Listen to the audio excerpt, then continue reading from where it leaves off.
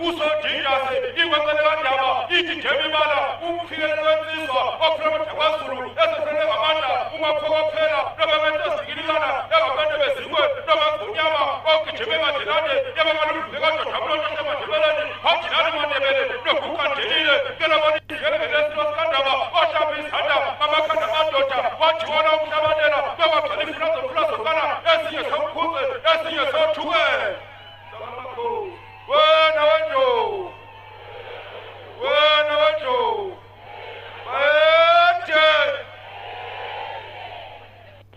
ngiyathokoza ngingahlala phansi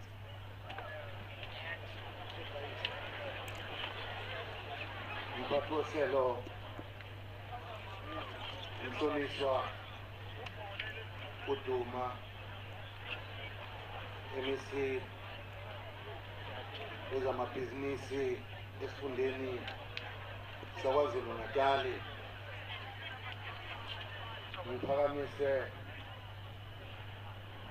ukubonga okukhulu futhi ngiselapho ngiphakamise uDlunkulu wami uDlunkulu kaMayisela ngiphakamise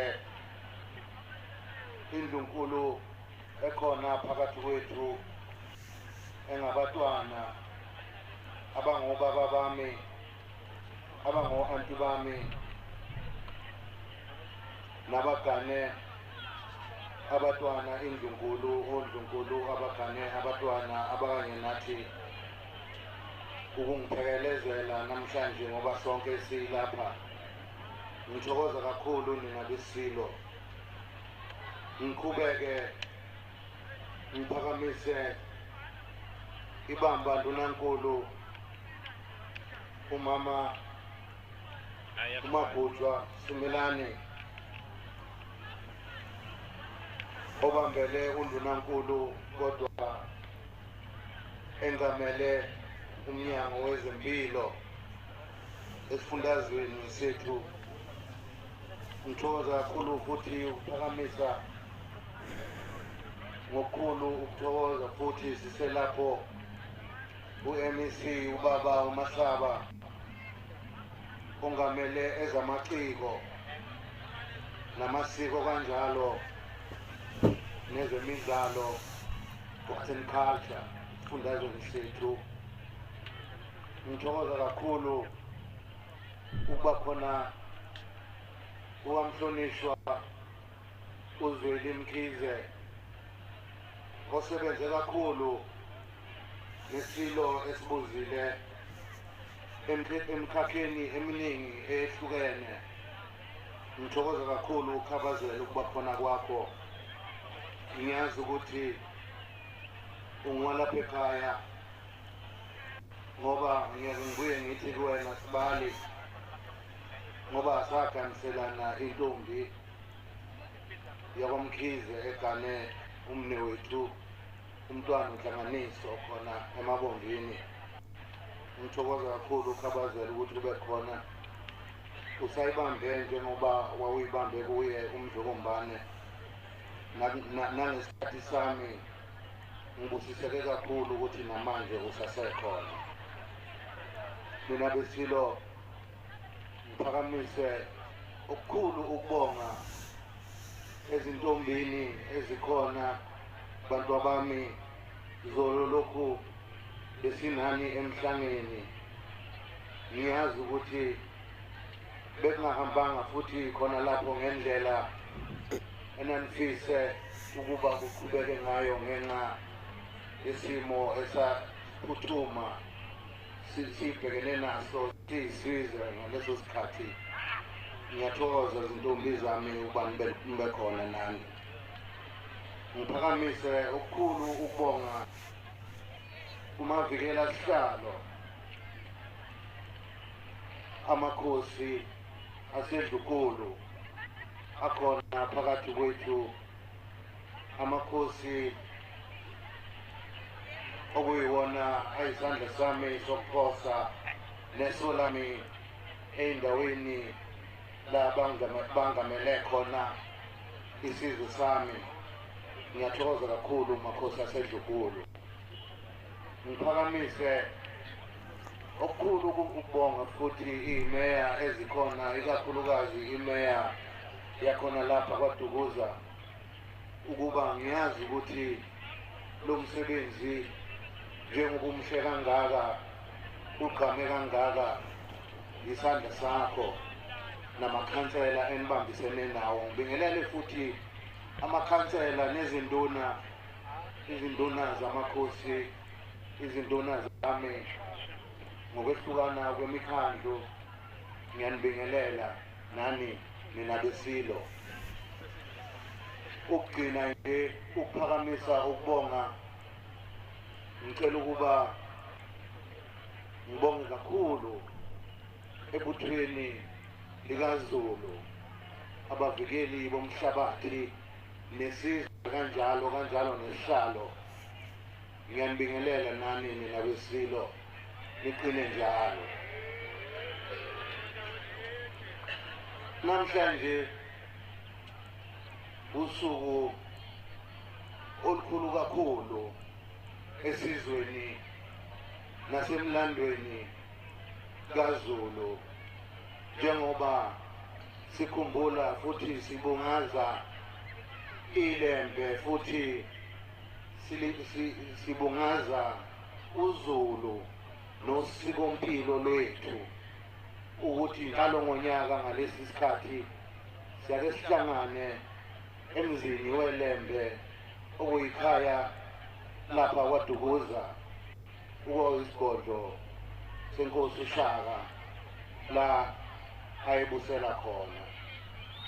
Ngalokhu ngithokoza kakhulu kini nonke ukuthi ukuhlangana kwethu sibumbene siyizizwe, nezizwe nabezizwe bayabona ukuthi uma sihlangana njengoba sihlangene kanje sihlanganisa ukukhuluma nobunye bethu ukuthi simunye siyizizwe. Ngiyathokoza kakhulu ukuthi idlozi noNkulunkulu uyohleze kubusisa lokho njalo. Ukumkhalela Zulu, ngiyazi ukuthi iminyaka eminingi besinaye undunankulu kaZulu kusuka kuyisilo uBhusha kaNayifi ongumkhulu wami, isilo sakwakhetha, kanye nomntwana wakwaPhindangene beqale lo msebenzi wokuthi babambisana kanjani ukubungaza ubuzwe bethu nosikompilo lwethu njengamaZulu. Ekhona futhi lapho undunankulu kaZulu umntwana wakwaPhindangene waphinde ubambisana nesilo uMdlokombane uvukudla amadoda, ngawo futhi naye lo msebenzi naye ebekede ewususa kuyise ngokubamba kanye nesihlalo nangohlelo lobukhosi. Waphinde futhi khona lapho undunankulu kaZulu wakwazi ukuthi uNkulunkulu ambusise ukuthi asebenze nesilo sesithathu okuyimina Ndlulamithi ekutheni sibungaze futhi lolu suku. Kodwa Zulu ngikhala kanye nani, ngiyanikhalela, ngiyazi ukuthi ubuhlungu esisuka kubo futhi uma usubala kahle leminyaka emibili esisuka kuyo siyisizwe siyindlunkulu ibingelula, ngoba ngikhaliswa ngikhonondiswe futhi ukuthi yonke lento uNkulunkulu uyalwazi kanye nedlozi uhlelo lwakhe ukuthi ukwenzelani nokuthi ukwenzela ukuthini phakathi kwesizwe. Ngoba kwaqale kwahamba uMdlokombane kuthe kusuka khona lapho Maduze kwahamba iNdlovukazi, kwathi emva kweminyaka emibili kwasekuhamba umntwana waPhindangene. Zulu Mnyama, leminyaka emibili esisuka kuyo ngingasho ngithi isizwe besehlelwe yifu elimnyama. Ngingasasho nje ukuhamba nokukhothama kwabaholi balesi sizwe ebekade beludondolo lwethu siyisizwe ukuthi kusho ukuthini, kodwa idlozi lilihle, konke kwenzeke ngohlelo, futhi uNkulunkulu uyazi ukuthi wenzani ngalokho. Ngiyanikhalela-ke Zulu, nguNdunankulu, angibanga mina nethuba lokuba ngihambe ngiyomfihla, kodwa ngalithola ithuba lokuba ngihambe ngiyokhala kwaPhindangene. Ngiyazi ukuthi isizwe namanje sisazilile, kodwa noma sizilile amasiko ethu kumele aqhubeke, ngoba amasiko ethu awumkhuleko nomthandazo kuthina njengesizwe. Nina besilo silapha namhlanje ukuzokhumbuzana ukuthi singobani, sizalwa ngobani, okuyinto ebaluleke kakhulu kumuntu osuke ewum-Afrika, kumuntu osuke ewumZulu. I-Afrika yonke ibheke thina Zulu njengesizwe, ukuhola nokubumbana, bonke bakubonela kithi. Ngiyagqugquzela Zulu omnyama ukuthi ngiyazi ukuthi nike nabona naseNdlunkulu kuye waba khona iy'nkinga, nakhona kubangwa isihlalo sobukhosi ukuthi lesi sihlava bakithi asendlule kuso, kuvalwe iy'nkantolo lezi ukuboshwana kuzo iy'nkantolo, kuvalwe konke ukukhombana nokukhuluma okubi okuqondiswe mhlawumbe kuso isihlalo. Nginenezele nje ngenxa yesikhathi, ngingasho ngithi mina ngibusiseke kakhulu kuzo zonke iy'ngane zesilo Mdlokombane. Yimina ngedwa owazalwa ngalolu suku lomhla ka-23 September. Angisho ukuthi ngithini nina besilo kodwa kwaqondana uNkulunkulu wayazi ukuthi usho ukuthini, ngoba isilo esebuzile kanye noNdunankulu babekhona lapha kwaDukuza mhla ngizalayo, kuthiwa uMantombi uzele insizwa yomfana yokuqala. Igama lami laqanjwa khona lapha kwaDukuza, ukuhlangana kaNdunankulu nesilo ney'nduna, kwathiwa sizothi igama lakhe uMisa uZulu. Mina besilo ayazi, ziyazi futhi izinyanya, angeke ubhekane nemvelo. Siyisizwe samaZulu, siyimvelo yangunaphakade. Sizibonile izizwe zomhlaba ezahlanganiswa abantu, ngizobala nje njengalaba esabagwaza kusuke umsindo ukuthi ubukhosi noZulu yadeleleka, yabambana esandwane, saphinde sambulala uPrince Imperial owezalwa uMperial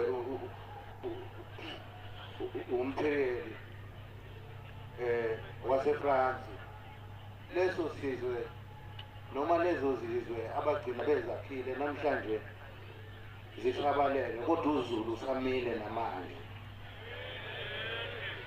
Ngalokhu nina besilo, uNkulunkulu ungikhanyisele, nami ngabuye ngazibonela, kanti nabadala engiphume esandleni sabo bebengitshena bengazisa bethi uZulu uyisizwe sangunaphakade. Nina besilo, ngibonga kakhulu. Ngiyazi ukuthi abaningi bayayibuza namhlanje. Nginenhlahla-ke mina, ngihlalile noNdunankulu wami umntwana wakwaPhindangene, sahlala wangifundisa ukuyiphatha esihlalweni, wangifundisa nokuthi isizwe sibuswa ngenhlonipho nangokwesaba nokuthi isizwe kumele sihlale sibumbene njalo ngoba isizwe esihlukene isitha siyakwazi ukuthi singene phakathi kwethu kodwa masiyisizwe simunye siyonqoba njalo. Ngiyambonga kakhulu uNdunankulu ngakho konke ukuzibusiso athe wangibusisa ngazo ekuhambiseneni nami kwaze kwaba sekugcineni ngoba nami kukhona la bese ngibuye ngisabe khona awu umntwana ukhulile akakathukuma kwezinye izinto awubangikhuza kodwa cha akhiwo lokho komntwana umntwana uyayithandela lento futhi uyofela khona. Inkosi imbusise umntwana la ekhona ngiyazi ukuthi akekho nathi namhlanje kodwa ngiyazi ukhona nathi ngokamoya namakhosi akwaZulu kanjalo. Nina besilo ngiyazi ukuthi abaningi bayayibuza bayayiphendula ukuthi awu iNgonyama uNdunankulu imenze njani ngoba uyadingakala uNdunankulu ukuthi abe khona. Zulu Mnyama ngoba kusenje ngicela ukuthi lezi ndaba singayikhulumi kuze kuphele ukuzila uma sixoxa sibonisana ukuthi isizwe sibhekephi sizobambisana. Ngicela kanjalo angithi nina besilo okubalulekile namhlanje ilembe nesizwe. uZulu akalutho ngaphandle kwezwe noma umhlaba noma ngaphandle kwempi.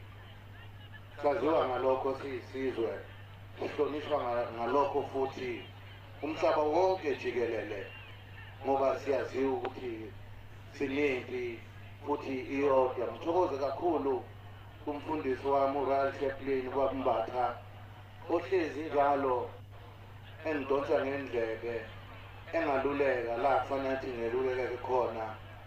Ngiyabonga kakhulu umfundisi wami uhamba futhi ngiyazi ukuthi uthunywe yiwo amakhosi njengoba ubuhlala nomdlokombane nikhulekela lesi sizwe ngoba ngiyazi ukuthi yonke imikhosi uyakube khona ukukhuleka ekuqala kulezo inkundla la kuyobe kusetshenzelwa khona.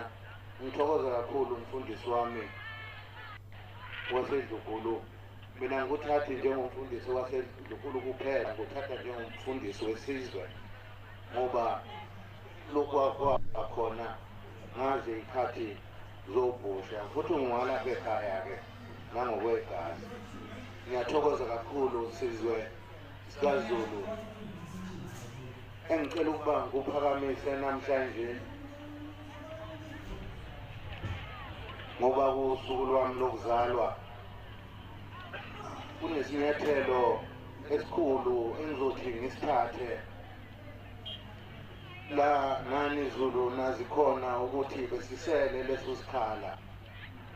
Impi yethu kumele ibe munye, impi yethu kumele ihlangane ngaso sonke isikhathi ngoba uZulu hlezi elindile ukuhlaselwa njengoba sihlaselwa ngabezizwe ngey'ndlezana ey'ningi. Kodwa ngikasho khona lapho Zulu Omnyama isihlava esibi yiso lesi sokuhlukunyezwa kwabantu besifazane ney'ngane. Mabutho izinsizwa zakwaZulu bafowethu bobaba bami bomkhulu bami ngiyanicela sizwe sikaMageba ukuba sibavikele abantu besifazane singabi amadoda njengoba kade esho umfundisi uMbatha ukuthi kunamadoda nabafana. Umfica umuntu eyindoda impela ekhulile kodwa uyiphathisa komfana. Indoda iyindoda ngezenzo zayo. Ngalokhu sengikukhulume kaningi ey'ndaweni ey'ningi ukuthi ngiyacela bakwethu ke sibambisane kulesi sihlava. Kubuhlungu ngoba izwe lonke ngoba lingaka nje sunumber 1 kule tempi yalesi sihlaba ukudlwengula kuthiwa yithina esihamba phambili ukuhlukumeza abantu besifazane ney'ngane kuthiwa yithi esihamba phambili singayiqhenya kanjani siyisizwe kunesihlaba esinje mina ngike ngingakholwa ukuthi basho thina kahle ukuthi Zulu ngiyakhuleka isizwe sikaMageba isizwe sikababa asibambisane kulowo mkhakha umuntu wesifazane akathintwa ngezandla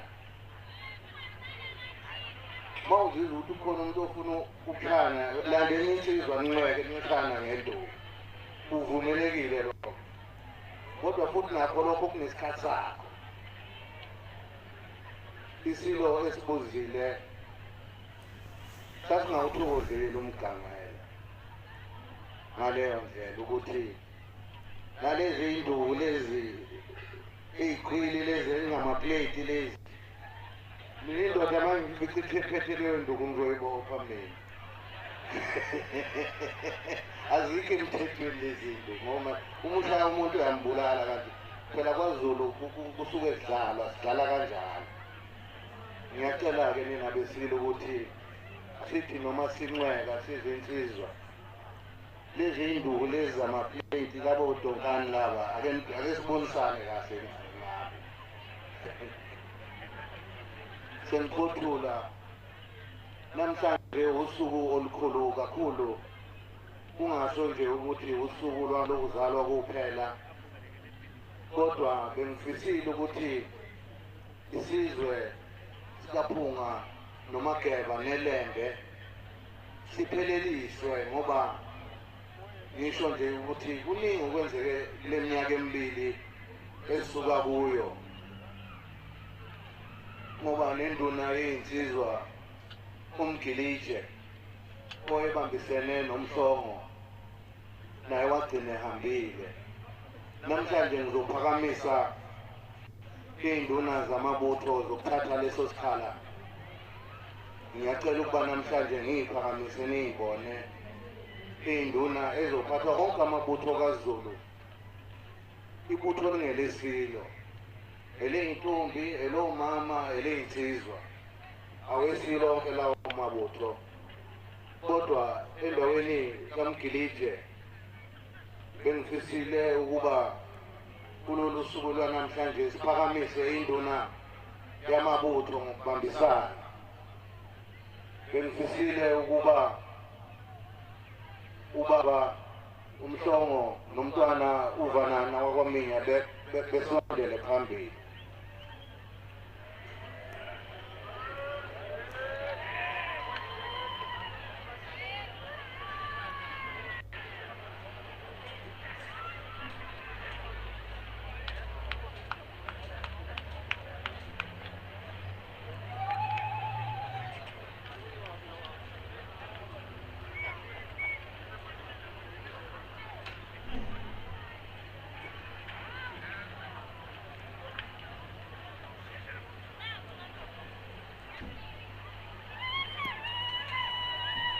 isizwe sikaZulu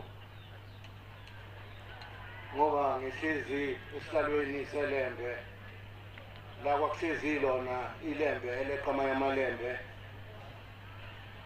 isizwe nebutho likaZulu likhulu kakhulu alikwazi ukuthi lingaphathwa umuntu oyedwa kumele bebe babili lokhu ngikusho ngani ngoba kukhona isigaba la ebuthweni ngoba nami ngimlapha nje inkosi yenu nami ngiyibutho ngokwami angikwazi ukuphaka ibutho ngingekho ebuthweni ukuphaka into engesile ibutho inguyama vese iphuma kule ibutho isemabuthweni inkunzi isematholeni nina besilo ngoba beni kanjena nje bobabili usuku olukhulu namhlanje esizweni ukuba sivale ikhasi longasekho uMgilije naye owayebambe lesi sikhundla esithwele kanzima kodwa sithe kulesi sigaba nalolu suku lwanamhlanje siphakamise ubaba uMhlongo nomntwana wakwaminya ukuba bebambisane ngoba khona isigaba la emabuthweni ngoba ibutho elisondele kimina ngelabatwana namakhosi bese kuba zicheme kanjalo uma kushawa amahawu la uMhlongo akakwazi ukushaya amahawu amakhosi noma abatwana kodwa umntwana uyena okwazi enze lowo msebenzi ngoba uyothi uMhlongo uthile amahawu abatwana thina simhlawulise thina manje ingakho ngimise Zulu Omnyama lokhu namhlanje ngicela ukuba nibamukele ibutho likaZulu selinawo manje umsasandlela nendlela eyaphambili kusuka eGoli kuze kuyoshaya kuso isifunda sethu kwaZulu Natal la khona amabutho kaZulu. Ngicela ukuba ngibahalalisele namhlanje kulo msebenzi omkhulu nonzima kangaka nina besizwe.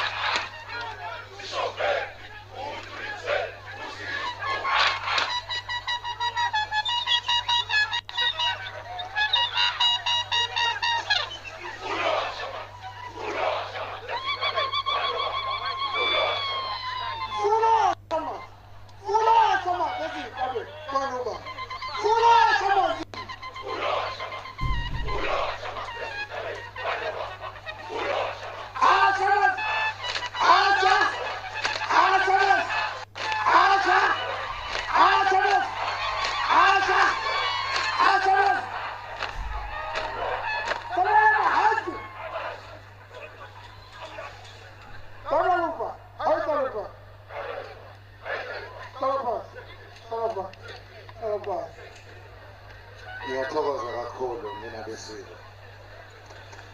Sengivala Zulu Omnyama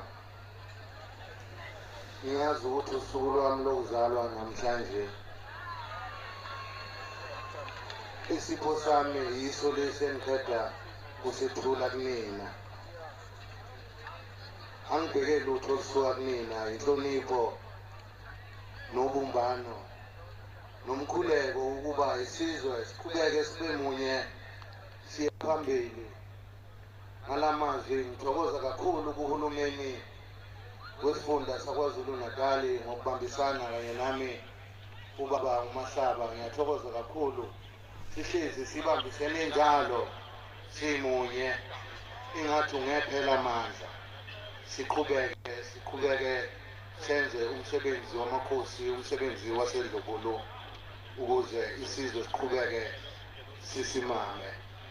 Ngalokho ngithokoza kakhulu kubo bonke abathe bafaka isandla ukuba lo msebenzi ube mkhulu futhi ube mhle kangaka njengoba umhle kangaka ukuthi ngokubambisana ngibonge kwabezokuphepha, ngibonge kakhulu mama Mhlonishwa uNomagugu Simelane ukuthi nabakwa health bakhona. Ngithokoza kakhulu, ngiyazi kunzima kakhulu kuwe njengamanje eMagojwa ukusebenza iy'khundla ey'mbili ungaphekwa amahlombe akho, kodwa sikanye nawe emkhulekweni ukuthi sizobambisana. Ngicela nje nina besilo isipho nje sisodwa kini nonke ngoba nihlangene ningiculele nje u-happy birthday. Ngicela ukuthi Dlukhulu ngisacela Dlukhulu uzongiculela.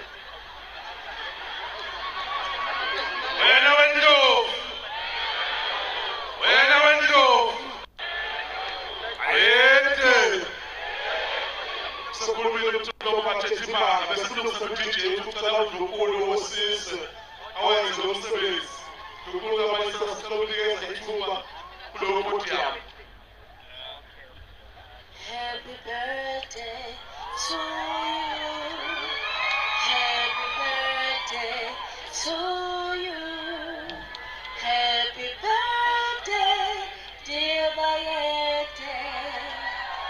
Happy birthday to you.